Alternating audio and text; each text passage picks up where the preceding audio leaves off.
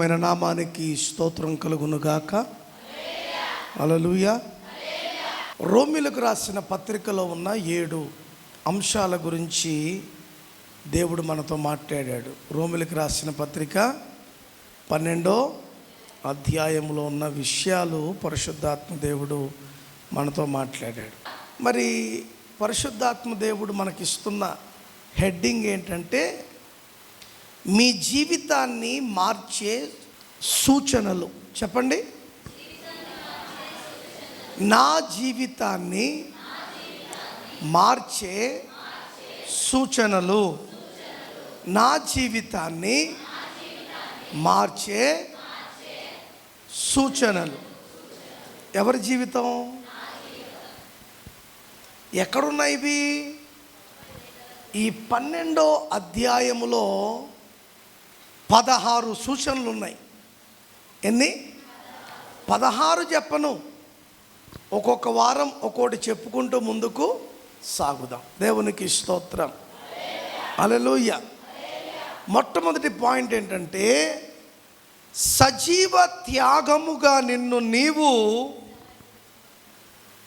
సంపూర్ణంగా దేవునికి సమర్పించుకోవాలి. అర్థమవుతుందా? సజీవ త్యాగముగా, యాగముగా కాదు, త్యాగముగా నిన్ను నీవు సంపూర్ణంగా దేవుని చిత్తమునకు సమర్పించుకోవాలంటే అర్పించుకోవాలి. ఎందుకు యాగము తీసి త్యాగం అని అన్నారంటే, దేవునిలో మనము బ్రతకాలి, జీవించాలి అంటే అనేక త్యాగాలు చేయాలి. యాగాలు చేయడం బట్టి ఒరిగేది ఏమీ ఉండదు. త్యాగము చేయడం బట్టి అనేక కార్యాలు మన జీవితాల్లో దేవుడు చేస్తాడు. దేవునికి స్తోత్రం. హల్లెలూయా. రోమీలకు రాసిన పత్రిక 12వ అధ్యాయము 1వ వచనం చదువుకుందాం. కాబట్టి సహోదరులారా, నెంబర్ 1 పరిశుద్ధమును, రెండోది దేవునికి అనుకూలమైన, మూడోది సజీవ యాగముగా మీ శరీరములను ఆయనకు సమర్పించుకొనుడని దేవుని వాత్సల్యమును బట్టి మిమ్మును బ్రతిమాలు కొనుచున్నాను. ఇట్టి త్యాగము అనలేదు, ఇట్టి యాగము అనలేదు. ఏమన్నాడట? ఇట్టి సేవ. ఇట్టి సేవ ఎవరికి? ఎవరైతే ఆ మాట చెప్పున చేయబోతున్నారో వారికి యుక్తమైనది, అంటే తగినది. దేవునికి స్తోత్రం. హల్లెలూయా. ఇక్కడ 3 విషయాలు కనపడుతున్నాయి. పరిశుద్ధత, రెండోది దేవునికి అనుకూలము, మూడోది సజీవ యాగము. దేవునికి స్తోత్రం. అసలు సజీవ యాగం అంటే ఏంటో మీకు తెలుసా? చెప్పండి. సజీవ యాగం అంటే అర్థం ఏంటి? ఆలోచిద్దాం. ఏంటి సజీవ యాగం అంటే? ఏంటి? ఈ భౌతిక దేహాలను, ఏంటి, ఈ భౌతిక దేహాలను సంపూర్ణముగా దేవుని సేవకు సమర్పించుట. దేని అర్థము? సజీవ యాగముకు అర్థం. దేవునికి స్తోత్రం. మళ్ళా చెప్తున్నా, ఈ భౌతిక శరీరమును దేవుని సేవకు సంపూర్ణముగా. ఇప్పుడు ఈ మాట వింటే మీకు డౌట్ రావచ్చు, మేము కూడా సేవ చేస్తే మా పనులు ఎవరు చేస్తారని. ఆ సేవ కాదు ఇక్కడ. ఏ సేవ? నీ పనులు నువ్వు చేసుకుంటూ నీకు సమయము దొరికినప్పుడల్లా ఆ ప్రభు పరిచర్యలో కొనసాగే స్థితి గురించి ఇక్కడ మాట్లాడుతున్నాడు. దేవునికి స్తోత్రం. హల్లెలూయా. అర్థమవుతుందా? నీ పని ఉంది, ఉదయం నుంచి సాయంకాలం వరకు నీకు పని ఉంటుంది. రాత్రి ఎక్కడ ప్రార్థన ఉందనుకో, నువ్వే ముందుగా ప్రోత్సహించబడి వచ్చి కూర్చుని వాళ్ళని వెళ్ళి పిలుచుకుని ఆ కార్యక్రమాన్ని ప్రారంభించే స్థితిలో నీవు ఉండాలి. సార్ రాలే, అమ్మ రాలే అనే పరిస్థితిలో ఉండకూడదు. మీరు ప్రారంభించి పాటలు పాడుతుంటే మేము వచ్చేది వస్తాం, దేవుని మాటలు చెప్పేది చెప్పుతాం. అంటే ఇది కూడా ఒక రకమైన సేవ. ఎందుకు ఈ సేవ మనము చేయాలి, కారణం ఏంటి అని ఆలోచిస్తే, ఇలా సజీవ యాగముగా దేవుని సేవకు నువ్వు సమర్పించబడకపోతే నిన్ను నన్ను ఏలేది పాపం, నిన్ను నన్ను ఏలేది శాపం, నిన్ను నన్ను ఏలేది నష్టం. అర్థమవుతుందా? ఈ పాపం, ఈ శాపం, ఈ నష్టము నుండి మనము తప్పింపబడాలి అంటే మనము సంపూర్ణమైన విధానములో దేవునికి ఏమవ్వాలా? సమర్పించబడాల. దేవునికి స్తోత్రం కలుగునుగాక. హల్లెలూయా, హల్లెలూయా. ఇలా సమర్పించబడినప్పుడు ఏం జరుగుతుంది? ఏంటి ఈ 12వ అధ్యాయములో దేవుడు మనకు నేర్పిస్తున్న సూచనలు అనంటే, రూపాంతర అనుభవము పొందే సూచనలు దేవుడు మనకు ఇస్తున్నాడు. ఆయన మాట ప్రకారంగా బ్రతకకపోతే, ఆయన మాట ప్రకారంగా జీవించకపోతే, ఆయన మాట ప్రకారంగా నిలబడకపోతే మనం ఎక్కడికి వెళ్ళలేము? రూపాంతర అనుభవములోకి మనము వెళ్ళలేము. రూపాంతర అనుభవం అంటే ఎవరి రూపం? అది ఎవరి రూపము? దైవ రూపము, దైవ దర్శనము, దైవ ఆలోచన, దైవ నడిపింపు, దైవ పురికొలుపు. అది జరగాలి అంటే ఈ శరీరాల్లో మన ఆత్మ ఉన్నప్పుడే మనల్ని మనం దేవునికి సంపూర్ణంగా, చెప్పండి, సంపూర్ణంగా ఏం చేయాలంట? సమర్పించుకోవాలి. దేవునికి స్తోత్రం. హల్లెలూయా. సమర్పించుకోకపోతే 3 వస్తాయి. ఒకటి పాపము, రెండోది శాపము, మూడోది నష్టము. పాపము, శాపము, నష్టము. ఎలా సమర్పించబడాలి?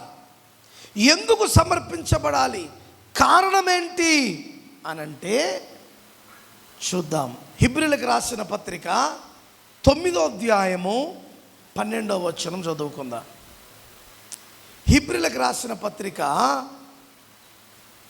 9వ అధ్యాయము 12వ వచనం. మేకల యొక్కయు కోడెల యొక్కయు రక్తముతో కాక తన స్వరక్తముతో ఒక్కసారే పరిశుద్ధ స్థలములో ప్రవేశించెను. తర్వాత వచనం. ఏలయనగా మేకల యొక్కయు ఎట్ల యొక్కయు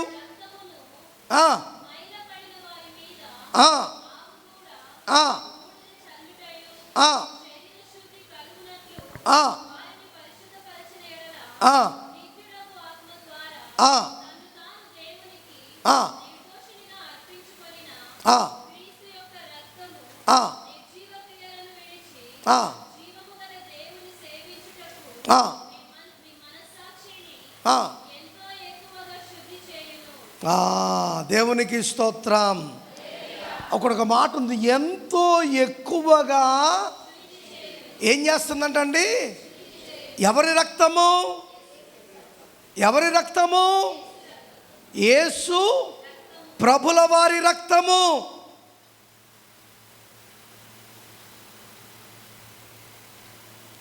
ఈరోజు చాలామంది చాలా విధాలుగా దేవుణ్ణి కించపరుస్తూ మాట్లాడుతున్నారు లోకంలో. రుచి చూచినోడికి దాని గొప్పతనం ఏంటో తెలుస్తుంది. రుచి చూడనోడికి ఎంత చెప్పినా ఎన్ని విన్నా వాడు ఏం చేస్తాడు? వానికి ఏమీ అర్థము కాదు. అందుకే దేవునిని మనము రుచి చూచి ఎరగాలి. నిన్ను నన్ను తన రక్తము ద్వారా ఏం చేశాడంట? ఆయన శుద్ధి చేశాడు, పవిత్రులుగా చేశాడు. అందుకే ఈరోజు మనము పరిశుద్ధ జనముగా పిలువబడుతూ ఉన్నాం. ఎవరో సంగతి నాకు అనవసరం. నా దేవుని వాక్యము చెబుతున్న మాట, నా దేవుని రక్తముకు మించిన ఏ రక్తము కూడా ఏ పాపిని కడగలేదు. అది ప్రతి ఘోర పాపము నుండి నిన్ను నన్ను ఏం చేస్తుందంట? కడుగుతుంది, శుద్ధునిగా చేస్తుంది, పవిత్రుడిగా తండ్రి యొద్ద నిలబెడుతుంది. దేవునికి స్తోత్రం, హల్లెలూయా. చాలామంది అడుగుతారు, మేము అడిగామా రక్తము? మాకు కావాలా రక్తము?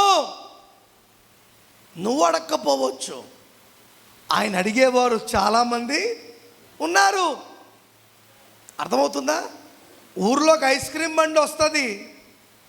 ఐస్ క్రీమ్ బండి వాడు ఏం కొడతాడు అంటే, గంట కొట్టంటే ప్రతి ఒక్కడు వచ్చి దాన్ని కొనుక్కోడు. దాని మీద ఎవరికి ఇష్టమో, దాని విలువ ఎవరికి తెలుస్తుందో, దాని రుచి ఎవరికి తెలుస్తుందో వాడు పనులన్నిటిని విడిచిపెట్టుకుని ఎక్కడికి వస్తాడు? మీకు అర్థమవడానికి చెప్తున్నా. అర్థమవుతుందా? దేవుని రక్తము అర్థము చేసుకున్నవాడు వాడి జీవితాన్ని ఎలా నడుపుకుంటాడంటండి? దేవుని చిత్త ప్రకారముగా నడుపుకుంటాడు. అర్థము కానివాడేమంటాడు? నా జీవితం నా ఇష్టం. అందుకే నేను అంటున్నా, ఎక్కడ కూడా దేవుని వాక్యములో దేవుడు కానీ, భక్తులు కానీ, యెహోవా దేవుడు కానీ ఎక్కడ బలవంతము చేయలేదు. బలవంతం చేశాడా? చెప్పండి, బలవంతం చేశాడా? ఎక్కడ బలవంతం చేయలే.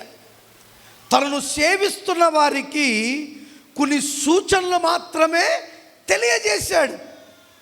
ఒరేయ్, నన్ను సేవించడానికి వచ్చారు కనుక నేను తప్ప వేరొక దేవుడు మీకు ఉండకూడదు, నన్ను తప్ప మీరు ఎవరిని ఆరాధించకూడదు.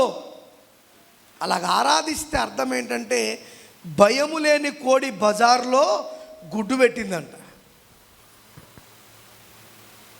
ఏంటి?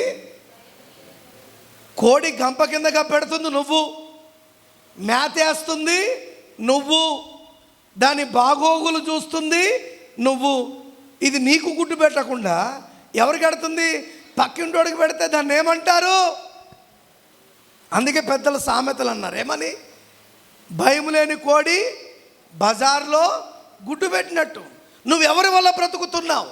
ఎవరి వల్ల జీవిస్తున్నావు?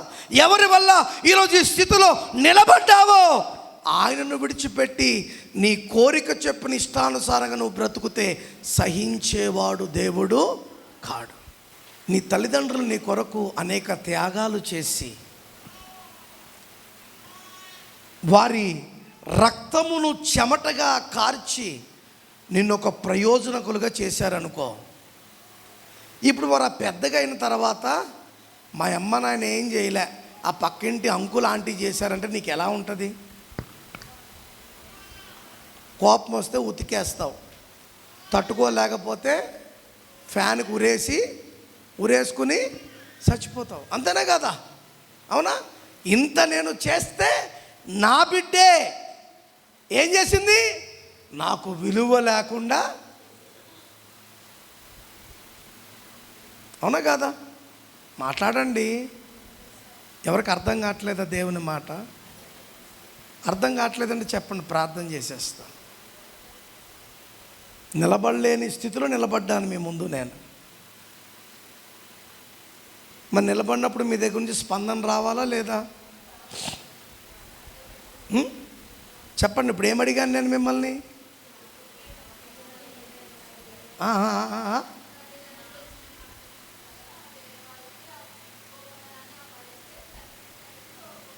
కోపం వస్తుంది, బాధ వస్తుంది.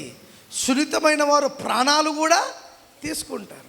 అంటే ఒక లోక సంబంధమైన నీకే అంత బాధ అంతా ఉంటే, సృష్టికర్త అయిన దేవుడు సృష్టి ప్రారంభము నుండి అంతము వరకు ఆయనే సమస్తము కలుగునుగాక జరుగునుగాక అన్నవాని మాటనే నీవు నేను ధిక్కరిస్తే ఆయనకు బాధ రాదా? చెప్పండి. జాగ్రత్తలు ఎప్పుడు చెప్తామో తెలుసా? వారు మంచి మార్గంలో ఉన్నప్పుడు జాగ్రత్తలు ఎవరు చెప్పరు. వాడు చెడిపోతున్నాడు అన్న టైంలో ఏం చెప్తారు? చెప్పండి. అలా చెడిపోయిన సమయంలో మోషే భక్తునికి దేవుడు 10 ఆజ్ఞలు ఇవ్వడం తప్ప చెప్పండి. ఏంటి ఆ 10 ఆజ్ఞలు? నీ దేవుడైన యెహోవాను నేనే. అర్థమవుతుందా? నీ దేవుడైన యెహోవాను నేనే. ఇప్పుడు నేను అని చెప్పుకోవడం తప్ప? చెప్పండి. ఇప్పుడు నేను ఎక్కడ నిలబడ్డా నేను పలానోళ్ళ కొడుకు అని చెప్పుకోవడానికి సిగ్గుపడతానా? చెప్పండి. నా భార్య అని చెప్పుకోవడానికి సిగ్గుపడతానా? నా పిల్లలు అని చెప్పుకోవడానికి సిగ్గుపడతానా? ఎందుకు పడ్డు? ఇది వాస్తవం, ఇది అబద్ధము. చెప్పండి, అబద్ధము కాదు. కానీ రాక్షసత్వంతో ఉన్నవారు ఏం చేస్తారో తెలుసా? నువ్వు నా కొడుకు అని ఎక్కడా చెప్పుకోవద్దు, అవునా? అసలు నా ముందు మాట్లాడద్దు, నన్ను నువ్వు చూడొద్దు. ఇది ఎవరి తత్వము? మరి దేవుని తత్వం ఏంటి? చెప్పుతున్నాడు, రే నాయనా నువ్వు ఇంతవరకు ఉన్నది మంచిగా ఉన్నావు, అలాగే పో, అటు ఇటు దిక్కులు చూడొద్దు. దిక్కులు చూసే పని ఎవరిది? సాతానుది. దిక్కులు చూసే పని సాతానుది. ఇప్పుడు నేనే మీ దేవుణ్ణి అని చెప్పుకోవడం దేవుడు చెప్పిన తప్ప? చెప్పండి. నేనే మీ నాన్ననరా, నేనే మీ అమ్మనరా అని చిన్నప్పుడు పిల్లలు చెప్పుకుంటూ ఉంటావు. వాడు పెరిగే కొద్ది ఏమంటాడు? మా నాన్న మా అమ్మ. నీకు సంతోషమా కాదా? చెప్పండి. అందుకే పిల్లలు ఫస్ట్ ఏమని పిలుస్తారు? అమ్మ అంటారు. ఈ మధ్య తాత అంటున్నారంట. ఏమంటున్నారు? ఇంకా ఈ మధ్య తంత అని అంటున్నారంట. ఒకప్పుడు ఏమని పిలిచేవారు? అమ్మ నాన్న అనేవారు. ఇప్పుడు తంత. అదే నేర్పిస్తున్నాం పిల్లలకి. నువ్వు నేర్పించింది నీ పిల్లలకి ఏమవుతుంది? అలవాటై అది చిన్నప్పటి నుంచి వచ్చిన అలవాటు పొమ్మంటే పోతుందా? కొంతమందికి ఏలు సీకే అలవాటు ఉంటుంది. ఏంటి?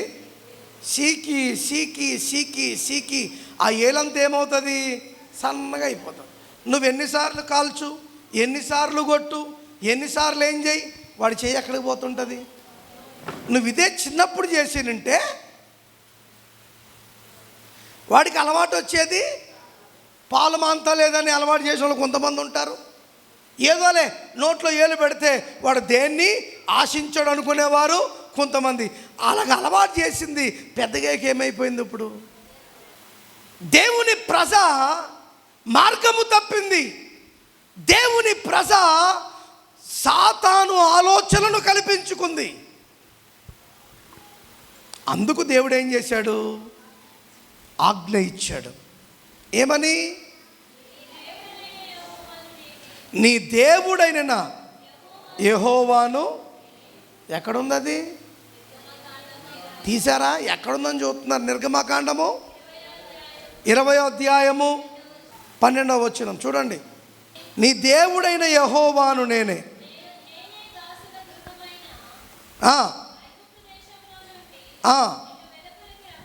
మిమ్ములను ఎక్కడి నుంచి రప్పించాను వెలుపలకి?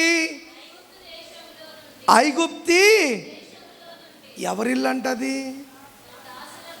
దాసుల, అంటే మీరు అక్కడ బానిసలుగా ఉన్నారు, దాసులుగా ఉన్నారు. కానీ నేను మిమ్మల్ని ఏం చేశాను? అక్కడి నుండి విడిపించాను. దేవునికి స్తోత్రం. మిమ్మల్ని అక్కడి నుంచి ఏం చేశాను? విడిపించా. ఇప్పుడు అందుకే అంటున్నాడు, నేను దేవుణ్ణి కనుక ఆ బానిసత్వము నుంచి నిన్ను నేను విడిపించాను కనుక నేను తప్ప వేరొక దేవుడు నీకు ఉండకూడదు. నేను తప్ప వేరొక దేవుడు ఎవరికి ఉండకూడదు? నాకు ఉండకూడదు. మూడోది ఏమంటున్నాడు? పైన ఆకాశమందే గాని కింద భూమి అందే గాని భూమి క్రింద నీళ్ళ యందే గాని నుండు ఏ రూపమైనను విగ్రహమునైనను నీవు చేసుకొనకూడదు. ఈరోజు ఈ మాట చాలామందికి అర్థం కావట్లేదు. విగ్రహము చెప్పండి అంటే అర్థం ఏంటి? అంటే అర్థం ఏంటి? దేవుని కంటే నువ్వు నేను ఎక్కువ దేన్ని ప్రేమిస్తున్నామో అదే విగ్రహము. గుర్తుపెట్టుకోండి. ఏంటి? ఈరోజు నువ్వు చర్చికి రావాలి, ఈరోజే 10,000 కూలి పడింది, వస్తావా? కూలికి పోతావా? ఎంత సింపుల్గా జై అంటాం తెలుసా దేవుణ్ణి. మా పరిస్థితి మీకు, మా పరిస్థితి తెలుసు కనుక దేవుడు అన్నాడు, నీ పనులు ఎన్నున్నా 6 దినాలే చేసుకో, 7వ దినము నేను నీ కొరకు ఏర్పాటు చేసిన దినం. ఆ దినము ఏ దినం? ఆ దినానికి ఏమని పేరు పెట్టాడు? విశ్రాంతి దినము, పరిశుద్ధ దినము, దేవుని దినము, ఆయనతో గడిపే దినము. హల్లెలూయా, హల్లెలూయా. అందుకే ఈ దినమున ఎవడు చచ్చినా ఎవడు ఉన్నా లేకపోయినా ప్రభువు సన్నిధిని మాత్రము మనం ఎప్పుడు విడిచి పెట్టకూడదు. ఎంతసేపు ఉంటావు? ఒక 3 గంటలు, అంతే కదా. 3 గంటల తర్వాత నువ్వు నీ కార్యక్రమాలకు వెళ్ళొచ్చు. భక్తులు అన్నాడు, ఆయన ఆవరణములో 1 దినము గడుపుట 1000 దినముల కంటే శ్రేష్టం. నేను మొన్న కొరియా వెళ్ళాను, సౌత్ కొరియాలో, మీకు తెలుసు కదా. ఉదయం నుంచి రాత్రి వరకు చర్చిలు తిరుగుతూనే ఉన్నాం. ఏంటి? ఉదయం నుంచి రాత్రి వరకు. ఒక ఆరాధన 12 గంటలకు స్టార్ట్ అవుతుంది, 5 గంటలకు అవుతుంది. ఒక ఆరాధన అంటే మన పాతకాలం టైం మాట అది. మనది ఇంకా 12:30, 3 కల్లా, ఇంకా 3 కల్లా కొద్ది తేడా వస్తే అంతే. అక్కడ 6 నుంచి ప్రారంభమై 5 నుంచి ప్రారంభమైపోతున్నాయి. ఆదివారం నేను అనుకున్నా ఒక్క చర్చలోనే వాక్యం చెప్పాలేమనుకున్నా, కానీ పొద్దున్న నుంచి సాయంకాలం వరకు తోముతూనే ఉన్నారు. రెస్టే. నేను అడిగాను ఏంటి టైమింగ్స్ అంటే, వాళ్ళు ఆ దినమంతా ఎవరితో గడుపుతారంటండి? చెప్పండి, ఎవరి దినం? మరి మనం రేచల్ మనం 2 గంటలు గడపనీకే సినిమా ఎన్ని గంటలు చూస్తాం? టీవీ ఎన్ని గంటలకు ఆన్ చేస్తాం? అమ్మా ఎవరో పొద్దున్నే అంటున్నారు టీవీ పొద్దున్న ఆన్ చేసి స్టార్టింగ్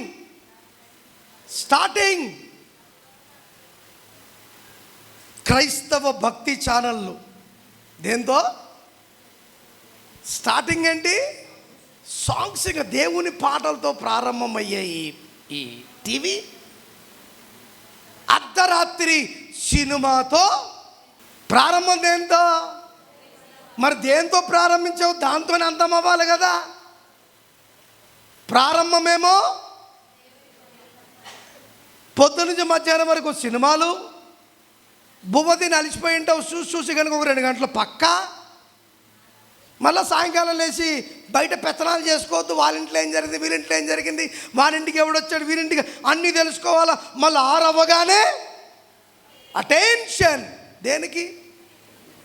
ఎన్ని గంటల వరకు?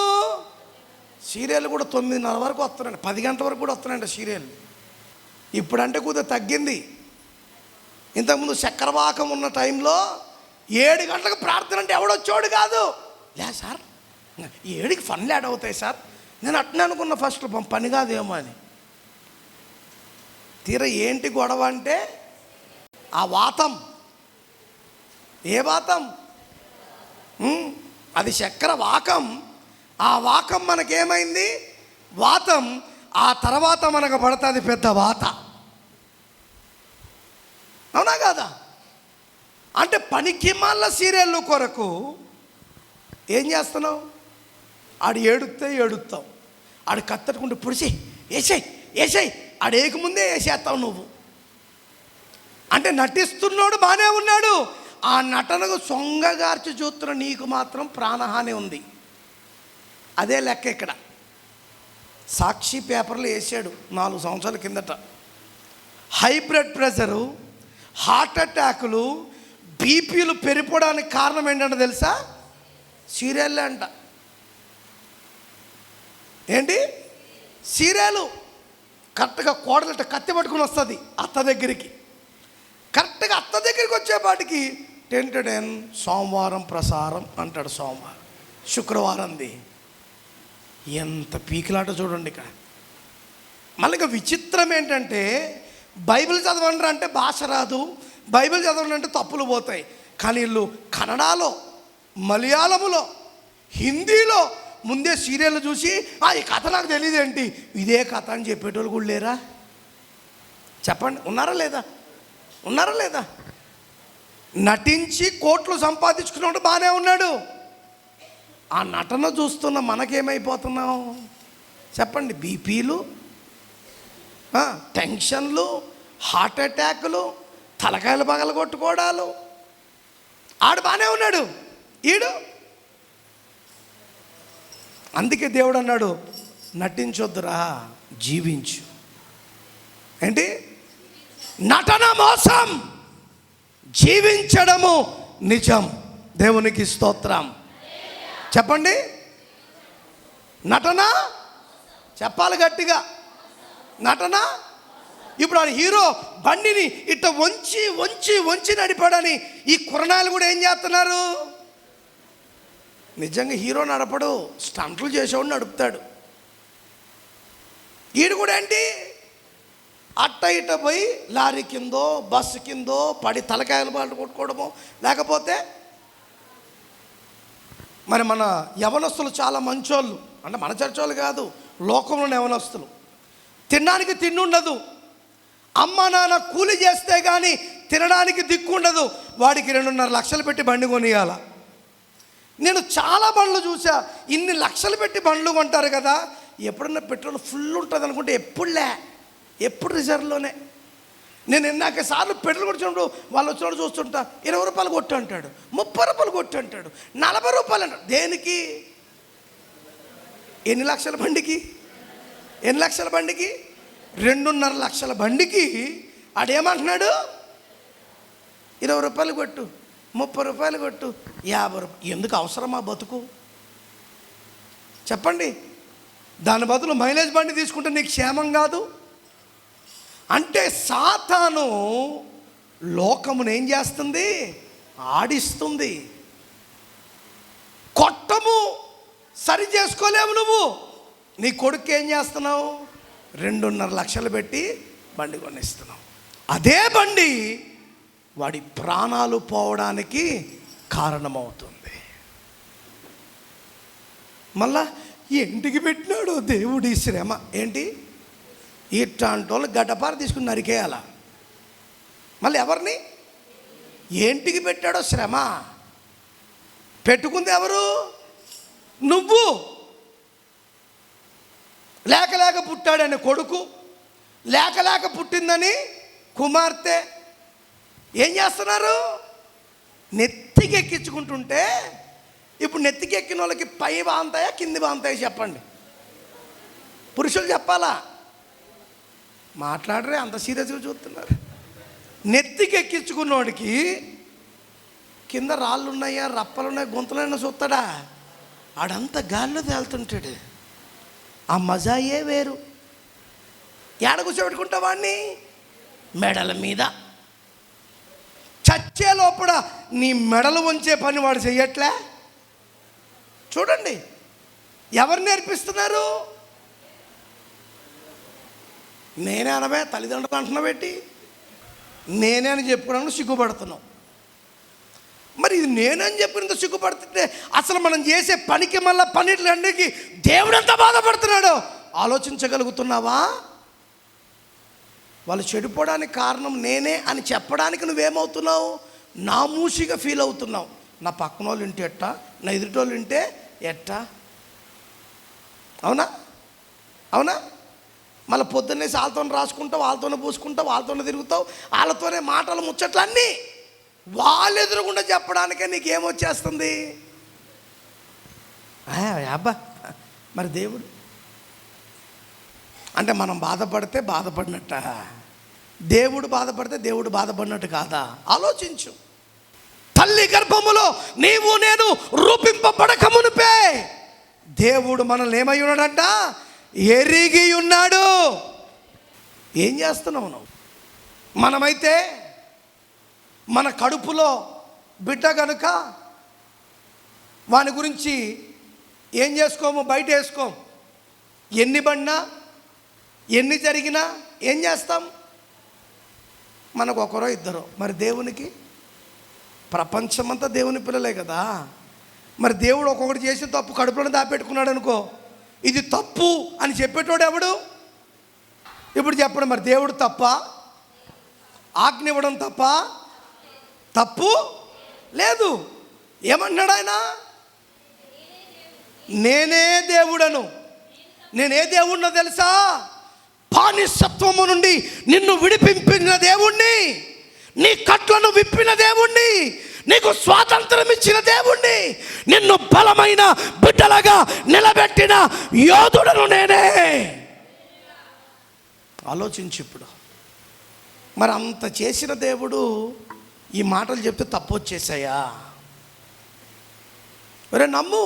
నమ్మినోడికి ఈ మాటలు, నమ్మనోడికి మనకెందుకు? మీకు అర్థమవుతుందని చెప్పేది. నమ్మినోడికి ఈ మాటలు వినాలి, పాటించాలి. ఏ కంపెనీలను నువ్వు పనిచేస్తున్నావంటే వారి నియమ నిబంధనలు బట్టే మనము పని చేయాల. వాడు 8 గంటలకు పనికి రమ్మంటే లే మేము 11కు వస్తామంటే రాణించుకుంటాడా? చెప్పండి. ఇప్పుడు ఒక మాట అడుగుతాను, ఆ కంపెనీ వరకు ఎందుకులే. మహిమరాజు గారు మీరు ట్రాక్టర్ నడుపుతున్నారు, మీతో పాటు హెల్పర్ ఒకడు ఉంటాడా లేదా? ఇప్పుడు పని కస్తిగా ఉంది, 5 గంటలకే లోడ్ వేయాలా. వాళ్ళు నేను 10 గంటలకు వస్తానని నువ్వు ఊరుకుంటావా? రాకపోతే గట్టి చెప్పండి. రాకపోతే బంద్ చేసుకో. వచ్చేటోండి నేను. ఇది మనుషుల తత్వం. ఆయన తప్పు కదా, కరెక్ట్గా చెప్పాడు ఆయన. ఎందుకు? బండి ఎప్పుడు పోతే హెల్పర్ అప్పుడు ఉండాలా, లేకపోతే దానివల్ల ప్రయోజనము ఒక్కడు చేసుకోగలుగుతాడు. కానీ ఎంతని చేసుకోగలుగుతాడు? సహాయం ఉంటే పని త్వరగా. చెప్పండి. నేను అదే అంటున్నా, దేవుడు తలుచుకుంటే ఒక్కడే చేసుకోగలుగుతాడు. కానీ ఎందుకు నిన్ను కోరుకున్నాడు? ఆయనకు నువ్వు సహాయపడాలి. ఆయన నిన్ను ప్రేమిస్తున్నాడు, ఆయన నిన్ను కోరుకున్నాడు. నువ్వు నేను ఆయన బిడ్డలము. అందుకే మీరు నా బిడ్డలు కనుక మీరు ఈ నియమ నిబంధనలు మీరు ఆయన అడిగిన దాంట్లో తప్పు ఉందా? ఫస్ట్ ఆజ్ఞ ఏంటి? నేనే తప్ప వేరొక దేవుడు నీకు ఉండకూడదు.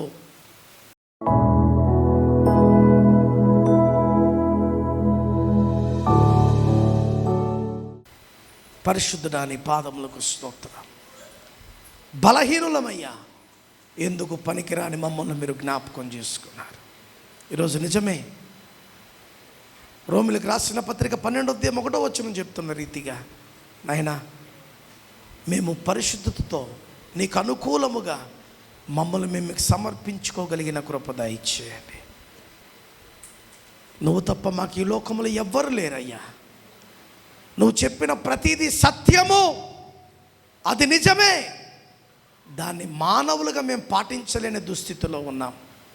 దాన్ని పాటించగలిగిన కృప దయచేసి నీకు మహిమకరమైన స్థితిలో మమ్మల్ని నిలబెట్టమని, విన్న ప్రతి మాట మా హృదయాల్లో భద్రపరచుకోగలిగిన కృప దయచేయమని స్తుతి, ఘనత, మహిమ, ప్రభావములు చెల్లిస్తూ యేసు పరిశుద్ధ నామమున అడుగుచున్నాము తండ్రి. ఆమేన్. God bless you.